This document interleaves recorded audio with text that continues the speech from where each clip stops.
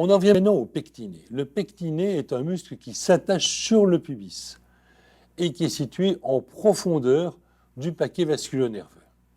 Il est donc relativement simple à repérer. Le sartorius est quant à lui un muscle oblique qui va s'insérer sur l'épiniaque antéro-supérieur et puis qui va rejoindre la patte doigt. Ce sartorius est situé tout d'abord en superficie du psoas. Il correspond à la saillie antérieure par rapport à la saillie du long adducteur qu'on a vu précédemment.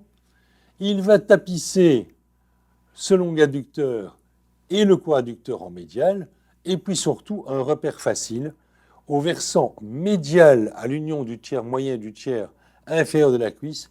Il suffit de poser la sonde, de repérer l'artère, et on sait que le sartorius est toujours situé en superficie de cette artère et antérieurement par rapport au muscle gracile.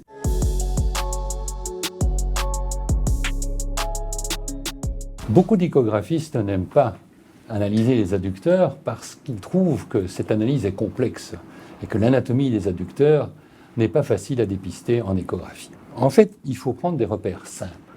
Le plus facile est de repérer la corde qui se trouve au versant médial de la cuisse et de poser votre sonde sur cette corde pour obtenir le repère échographique le plus important, qui est la cloison frontale du long adducteur.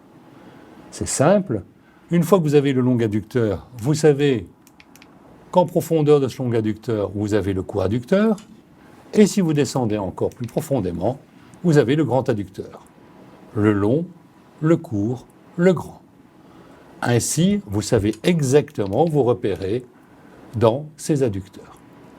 En médial, un autre muscle important qui est le gracile, qui aura d'ailleurs un tendon pratiquement conjoint avec celui du long adducteur,